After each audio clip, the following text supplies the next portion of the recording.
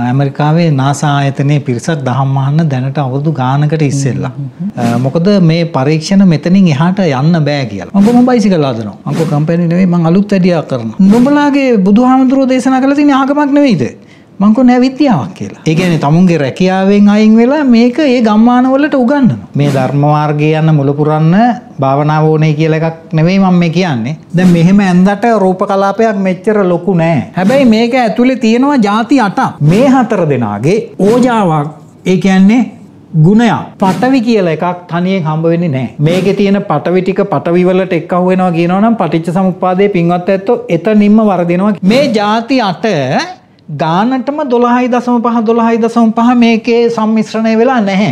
මේ ಜಾති 8න් එකක් හරි තමුන්ලට තියෙනවා. අවිනිබ්බෝගයි ආනන්ද අවිනිබ්බෝගයි මොනවද රූප කලාප. මේ ಜಾති 8 පරීක්ෂණ කරන්න තමුන්ල ළඟ අවශ්‍ය උපකරණ ටික තියෙනවා. දිට්ඨනම්ම වේදනීයව පළ දෙනවා. රූප කලාපවල ඔක්කොම අනුපාතය වෙනස් වෙනවා. වෙනස් වෙලා රත්තරන් බවට පත් වෙනවා. අයින් එන්න රත්තරන් ටික මට ගන්න ඕනේ භාණ්ඩාගාරේ. මේ ලෝකේ තියෙන කළුගල් බොරළු රත්තරන් කරගන්න ඒක පින්වත් ඇත්තන්ලගේ කර්මයට අනුව සිද්ධ වෙන දෙයක්. ඉතින් භාවනා කරන්නේ කොහොමද ඕව දැනගන්න නැතුව හිතේ නම් මේ මිහිර තියෙන්නේ. තමුන්ලට ඉතින් කාන්තාවක් විවාහ කරගන්න නැතුව තමුන්ලට කාමරේට තමුන්ගලගේ හිතත් අරගෙන ගිහලා කාමරේ දොර වහගත හැකිනේ. තමුන්ලගේ පින්නට පවට සිද්ධ වෙන එකක් ඒක.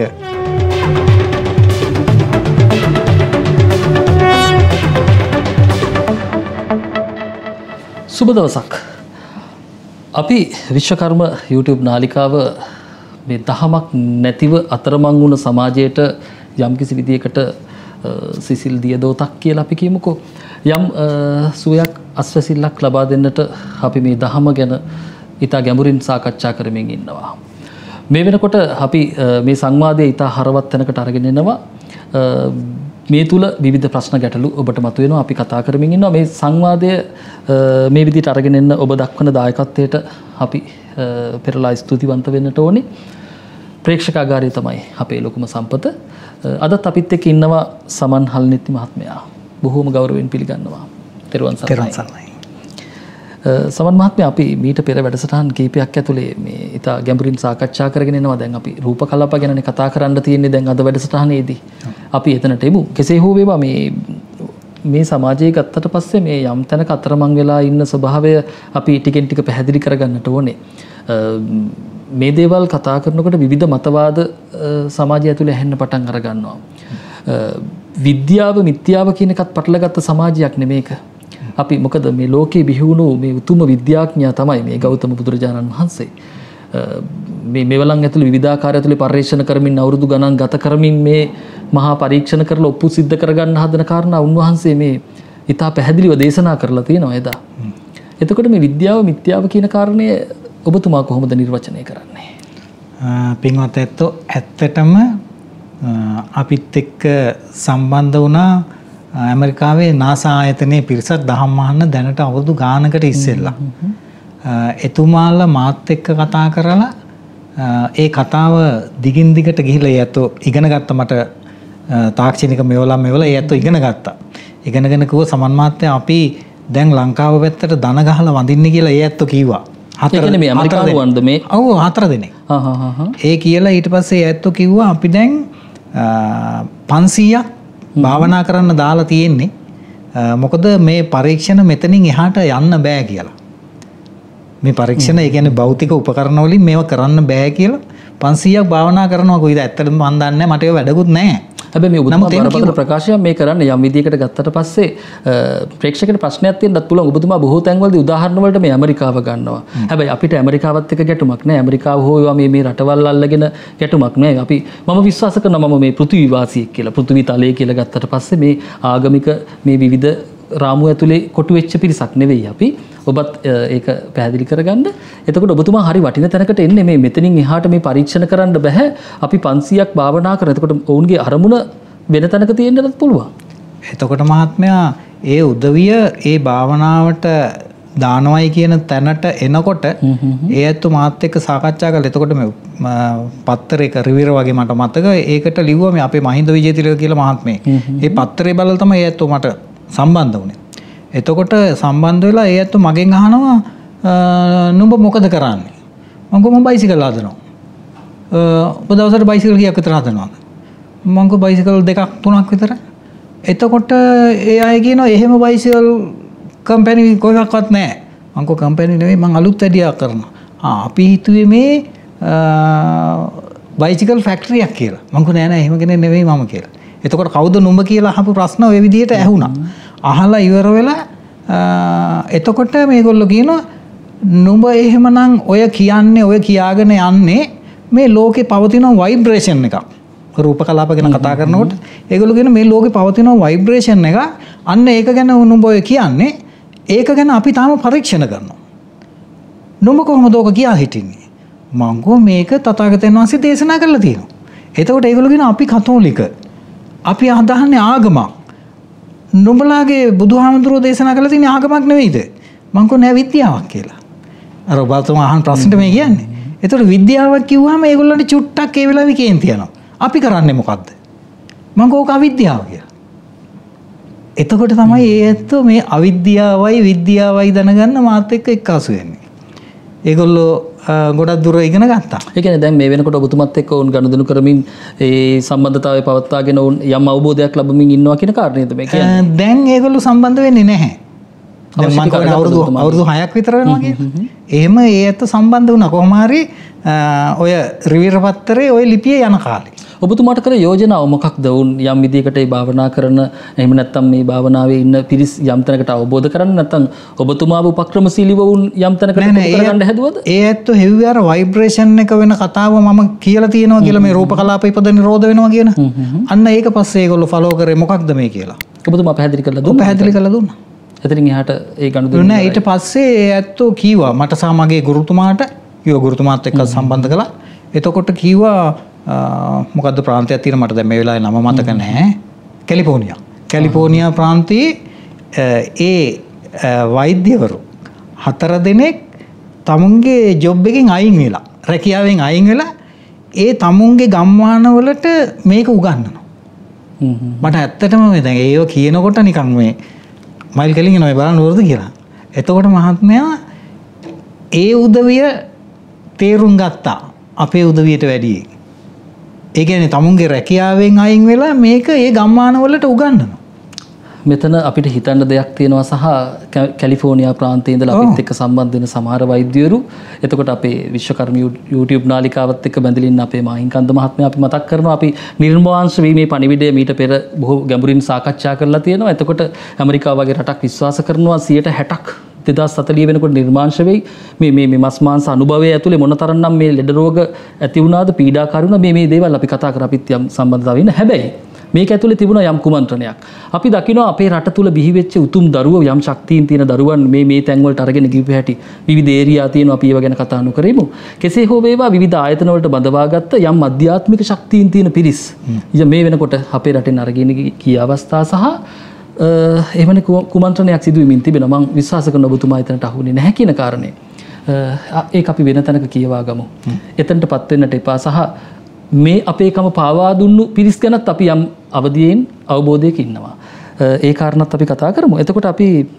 විද්‍යාව සහ මිත්‍යාවනේ කතා කරේ එතනින් අද අපි එමු මේ රූප කලාප කියන කාරණේට අමතර කාරණාත් කතා කරන්නේ මේ සියල්ල අපි බහදාගෙන යන්න ඕන හින්දා අපි කොතින්ද පටන් ගන්න මේ රූප කලාප එහෙම නැත්නම් මේ රූප 28 අපි කතා අපි රූප 28 පිළිබඳව කතා කරමු රූප කලාප පිළිබඳව යම් හැඳින්වීමක් අපේ මේ ප්‍රේක්ෂකයට දුන්නානේ රූප කලාපය කතා කරලා ඉවරලා අපි දිගටම රූප 28ම කතා කරලා ඉවර කරලා ඉමු මම පින්වත් ඇත්තන්ට ආරාධනා කරනවා මේ ටික ඉගෙන ගන්න නැතුව තමුන්ලගේ භාවනාව වැඩෙන්නේ නැහැ මේකෙන් කියන්නේ මේ ධර්ම මාර්ගයේ යන මුල පුරන්න භාවනාව ඕනේ කියලා එකක් නෙවෙයි මම මේ කියන්නේ. නමුත් භාවනාවත් අත්‍යවශ්‍යයි පින්වත් ඇත්තෝ. ඒ භාවනාව කරන කාලෙට තමුල්ලා සක්මන් භාවනාව කරනකොට කකුල බිමට හිටියා කියනකොට ඒක දැනෙනකොට තමුල්ලට හිතට එන්න ඕනේ මම මේ කියපු රූප 28 මෙන්න පටවි මට අහු වුණා. ඒකයි ධර්ම අවබෝධය කියන්නේ මහත්මයා.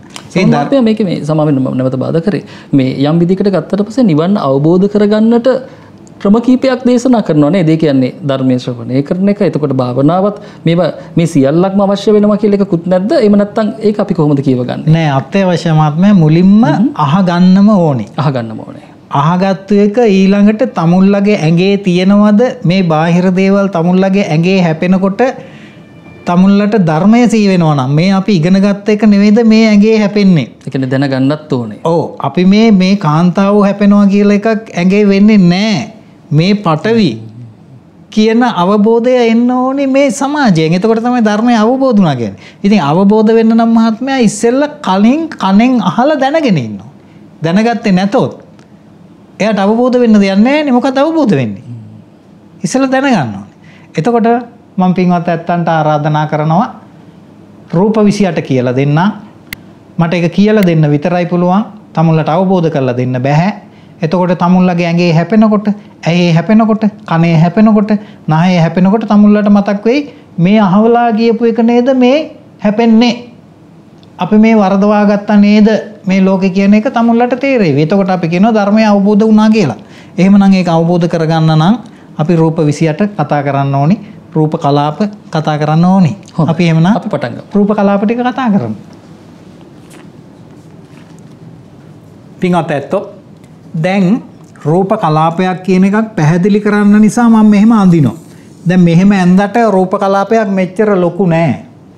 ඒක අතට අහුවෙන්නේ නෑ. පරමාණුවත් ලක්ෂයකට විතර කැඩුවාම තමයි මේ රූප කලාප අහුවෙන්නේ. හැබැයි අපිට කතා කරන්න විස්තර කරන්න පුළුවන්.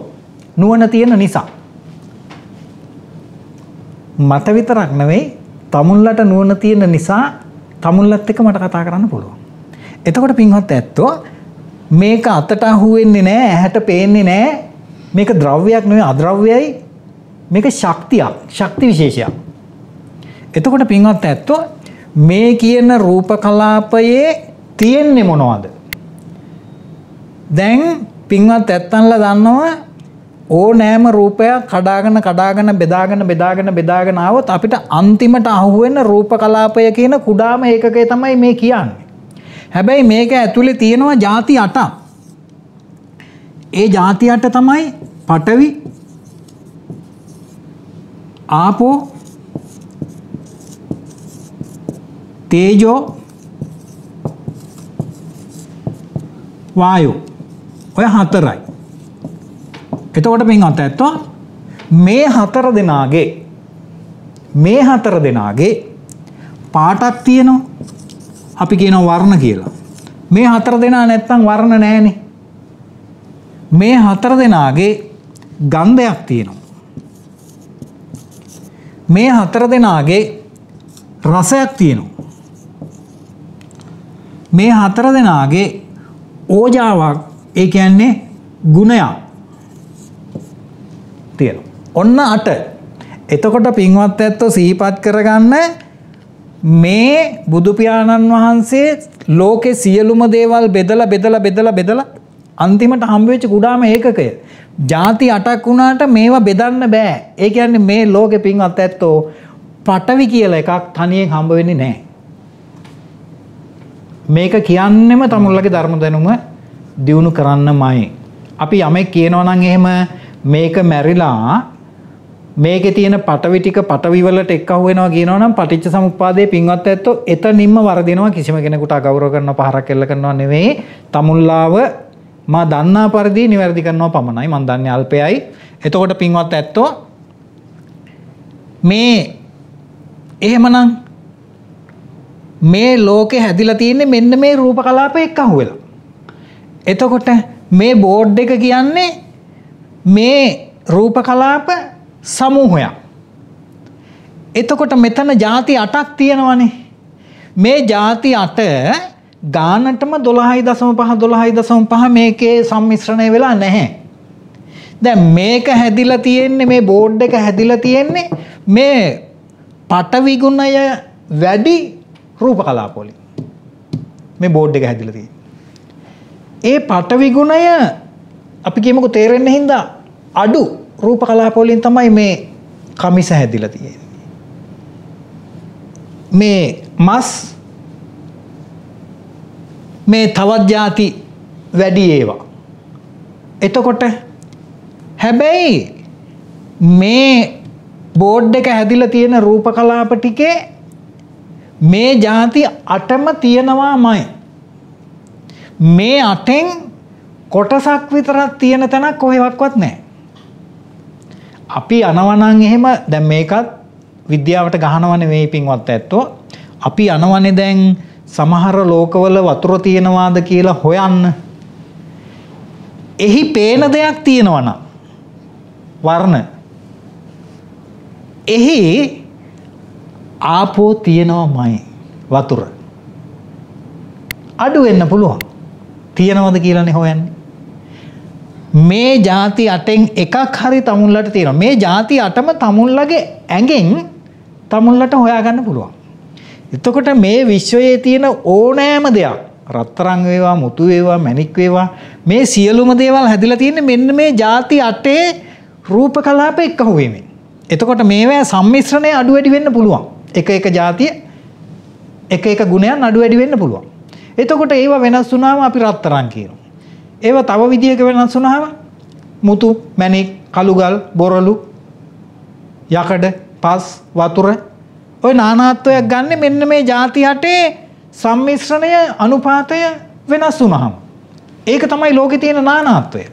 එහෙමනම් සබන් කෑල්ල, පිඟාන, කෝප්පය, රාක්කය මේ පේන සියලු දේවල් ඇඳන් කොට්ට සියලු දේ හැදිලා තියෙන්නේ මෙන්න මේ ಜಾති 8 එකතු වෙලා හැදුණු රූප කලාප වලින්. මතක තියාගන්න පින්වත් ඇත බුදුහාමුදුරුවෝ දෙගමනකට කියනවා අවිනිබ්බෝගයි ආනන්ද අවිනිබ්බෝගයි මොනවද රූප කලාප. ඒ කියන්නේ නැවත වෙන් කරන්න බෑ. ආයි කොටස් වලට කඩන්න බෑ. එතකොට පින්වත් ඇත්තෝ මේක එහෙම කොටස් වලට කඩන්න පුළුවන් ඒකකයක් නෙමෙයි. මේ ಜಾති 8ම තියෙනවාමයි. මේ 8 තියෙනවද කියලා තමුල්ල කොහොමද දැනගන්නේ? මේ ಜಾති 8ම තමුල්ලට දැනෙනවා. කොහොමද දැනෙන්නේ? පටවි. තමුල්ලගේ ඇඟේ හැපුණාම හැපෙන බවක් දැනෙනවා. අපි කියනවා කාය ප්‍රසාදයට ඒක දැනෙන්නේ කියලා. කාය ප්‍රසාදයට පටවි දැනෙනවා. වර්ණ තමුල්ලගේ ඇහැට දැනෙනවා. ආපෝ තමුල්ලගේ මනසට දැනෙනවා ඉදිරියේදී විග්‍රහ කරනවා. ගන්ධ තමුල්ලගේ නාසයට දැනෙනවා. තේජෝ තමුල්ලගේ කයට දැනෙනවා. රස තමුල්ලගේ දිවට දැනෙනවා. වායෝ තමුල්ලගේ කයට දැනෙනවා. ඕජා ගුණය මනසට දැනෙනවා. එතකොට පින්වත් ඇත්තෝ මේ මුළු ලෝකේ තියෙන දේවල් පරීක්ෂණ නිරීක්ෂණ නිගමන වලට යන්න එපා.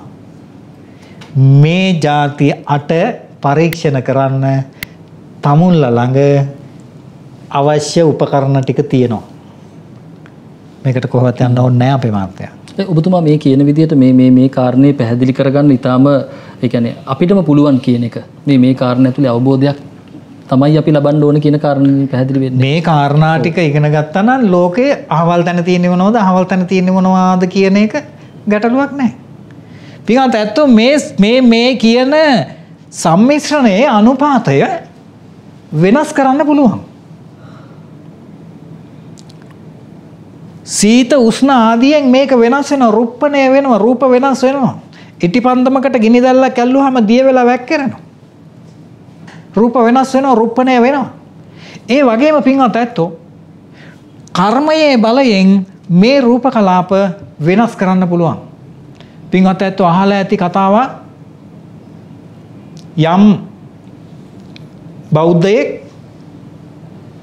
කුඹර කොටකට ඉන්න ගම තමුන්ගේ දානේ ටික තමුන්ගේ ආහාර ටික පූජා කරනවා ධානයකට සමවැදිලා අවදි වෙන මොහොතේ නිරෝධ සමාපත්තියට සමවැදිලා අවදි වෙන මොහොතේ තමුන්ගේ ආහාර ටික පූජා කරනවා. දිට්ඨ ධම්ම වේදනීයව පළ දෙනවා. කොටන කුඹුරේ රූප කලාපවල ඔක්කොම අනුපාතය වෙනස් වෙනවා. වෙනස් වෙලා රත්තරන් බවට පත් වෙනවා. රත්තරන් බවට පත් වුණාම රජතුමා එනවා. අයින් එන්න රත්තරන් ටික මට ගන්න ඕනි භාණ්ඩාගාරයෙන්. ගන්න ඕනේ කියනකොට පින්වත් ඇත්තෝ ආයි අනුපාතය වෙනස් වෙනවා. පස් බවට පත් වෙනවා. ඒක නිසා මේ ලෝකේ තියෙන කළුගල් දැන් ඔන්න ආයි ගැටෙන කතාවක් මම කියන්නේ. මේ ලෝකේ තියෙන කළුගල් බොරළු රත්තරන් කරගන්න තමුල්ලා මේ කුසලයේ හැසිරෙනවා විනා වෙනමක් කරන්නද? තමුල්ලට දියුණු වෙන්න ඕන නම් ආර්ථිකය දියුණු කරගන්න ඕන නම් මම මේ කියන්නේ. මට එහෙම එකක් දියුණු කිරීමේ අවශ්‍යතාවයක් නැහැ. තමුල්ලට අවශ්‍යයි නම් තමුල්ල මේ ධහමේ හැසිරෙන්න හැසිරලා මේ මාර්ගය දැන් බුදුහාමුදුරුවෝ කියනවා. අනේ සමා වෙන්න බුදුහාමුදුරුවෝ දේශනා කරනවා. පින්වත් ඇත්තෝ ජීවමාන බුදුවරයෙකුට දන් දුන්නට වැඩිය කුසලයක් සිද්ධ වෙනවා තමුල්ලට අසුරු සැනක් අනිත්‍ය මෙනෙහි කළොත්. එතකොට අසුරු සැනේව කොච්චරක් තමුල්ලට අනිත්‍ය මෙනෙහි කරන්න පුළුවන්ද මේ ධර්මය ඉගෙන ගත්තොත්? ඉගෙන ගන්න නැතුව අනිත්‍ය මෙනෙහි කරන්න බෑ පින්වත් ඇත්තෝ. කොච්චර කිව්වත් මේ වචන වලින් අල්ලන්න එපා ඉලක්කම් කියන්න එපා කියලා. ඒක බොරු. එතකොට පින්වත් ඇත්තෝ මේක ඉගෙනගෙන මේකේ අනිත්‍යතාවය මෙනෙහි කරනකොට තමුල්ලට දැන් අර නිරෝධ සමාපත්තියෙන් ඉඳලා අවදි වෙච්ච කෙනෙකුට දානයක් දුන්නා වගේ නෙවෙයි ජීවමාන බුදුවරයෙකුට දානයක් දුන්නට වැඩිය කුසලයක් සිද්ධ වෙනවා. දැන් තමුල්ලගේ කුඹුරේ රත්තරන් පෑන්න නම් ඕනේ. තමුල්ලට මේ ලංකාවෙම මේක භවභෝග සම්පත්තික වැඩි දියුණු කරගන්න නම් ඕනේ. තමුල්ල මොනවද කරන්න ඕනේ? මං තමුල්ලටයි වැරද්ද පවරන්නේ. මම මටමයි වැරද්ද පවරගන්නේ. මොකද්ද? අපි අනිත්‍ය මෙනෙහි කළේ නැහැ. බුදුහාමුදුරුවෝ අපිට ධර්මය දුන්නා.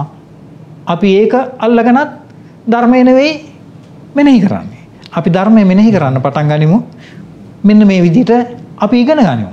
එතකොට පින්වත් ඇත්තෝ මේ ආකාරයෙන් දැන් එක කතාවක් දන්නවා ඕනෑම තැනක තියෙනවා. දැන් මේක ගමුකෝ. මේක ගත්තාම වර්ණ ඇහැට පේනවා තියෙනවා. පටවි. ඉතින් බලන්න අල්ලලා අහු වෙනවා හැපෙනවා. ඒ හැපෙනකොට පින්වත් ඇත්තෝ මේක බලන්න. හයියෙන් හැපුණොත් රිදෙනවා. හැබැයි හැපීම තමයි පටවිය වෙන්නේ ඇඟේ හැපෙනවා දැනෙනවා. හයියෙන් හැපුණොත් රිදෙනවා. හැබැයි මේක හිමින් ලාවට ඇතුළුවොත් බොහොම සනීපයි. ඒක පින්වත් ඇත්තන්ලගේ කර්මයට අනුව සිද්ධ වෙන දෙයක්. ඒව ඉදිරියේදී සිත් පිළිබඳව කතා කරනකොට මම පින්වත් ඇත්තන්ට පැහැදිලි කරලා දෙනවා. භාවනා කරන්න මේ සියල්ල අවශ්‍යයි. එතකොට පින්වත් ඇත්තෝ එහෙමනම් මේකේ පටවි තියෙනවා. දැන් හප්පල බලත හැකි. තියනවාද කියලා. ඒ හැපෙන ස්වභාවය එහෙම අල්ලන්නේ නැතුව තමුන්ලට වෙන අල්ලන්න විදිහක් නැහැ. පටවි ස්වභාවය අවබෝධ කරගන්න. හුස්ම රැල්ල මෙතන වැදෙන එක බලන්න කියලා කියනවා.